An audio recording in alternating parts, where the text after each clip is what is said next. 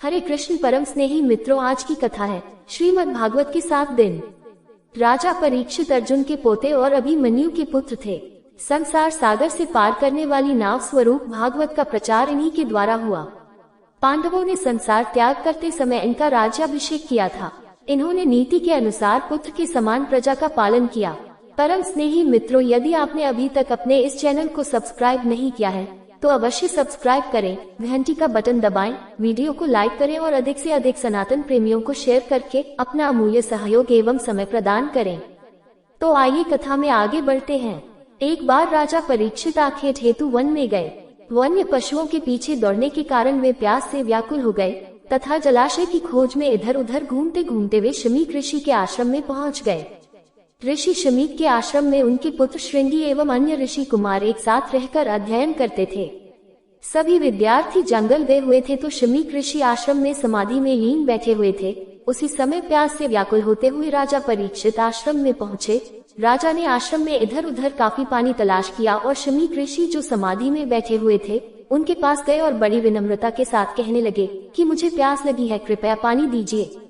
राजा ने अपने वचन 3-4 बार लगातार दोहराए, लेकिन ऋषि समाधि में लीन थे इसलिए वह उठे नहीं। राजा को लगा कि ऋषि समाधि में लीन होने का ढोंग कर रहे हैं। इस बात पर राजा को गुस्सा आ गया और पास ही पड़े एक मरे हुए सांप को उठाकर ऋषि के गले में डाल दिया।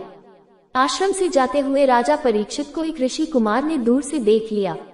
सभी ऋषि कुमार राजा के स्वागत के लिए उसी क्षण आश्रम में पहुंचे, लेकिन जब आश्रम में पहुंचे तो राजा आश्रम से जा चुके थे। साधना में लीन बैठे शमीक ऋषि के गले में सभी ने मरा हुआ सांप देखा। इतना देखकर उनके पुत्र श्रृंगी को क्रोध आ गया और हाथ में जल लेकर राजा को श्राप देते हुए कहा कि मेरे पिताश्री का अपमान करने वाले राजा परीक्षित की मृत्यु आज से 7 दिन के बाद नागराज तक्षक के काटने से ही होगी। इस बीच अन्य ऋषि कुमारों ने शमीक ऋषि के गले से मरा हुआ सांप निकाला। तभी शमीक की साधना टूट गई। जब ऋषि शमीक ने उनसे बात पूछी तो उन्हें सारी बातें विस्तार से बता दी गई। उनकी बात सुनकर शमीक बोले, बेटा, एक साधारण से अपराध के लिए राजा परीक्षित को सर्पदंश से मृत्यु का श्राप देना उचित नहीं है। ये बहुत ही बुरा है, ये हमें शोभा नहीं देता। बेटा, अभी तुम्हें इन बातों का ज्ञान प्राप्त नहीं हुआ है, इसीलिए तुम ईश्वर की शरण जाओ और अपने अपराध की क्षमा याचना करो। राजा परीक्षित को भी राजभवन पहुँचते पहुँचते अपनी गलती का एहसास हो गया।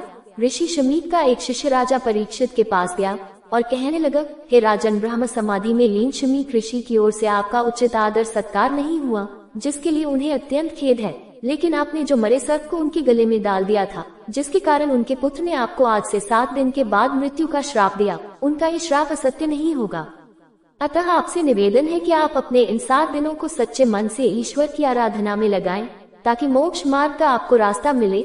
श्राप की बात सुनकर राजा परीक्षित व्यासपुत्र शुकदेव मुनि के पास गए, जहाँ राजा परीक्षित को शुकदेव जी ने 7 दिन तक लगातार भागवत कथा सुनाई थी। तभी से पुण्यप्रद श्रीमद् भागवत कथा 1 सप्ताह होने की परंपरा प्रारंभ हो गई। सदा महामंत्र का जप करें। हरे कृष्ण कृष्ण कृष्ण हरे हरे, हरे राम राम राम हरे हरे।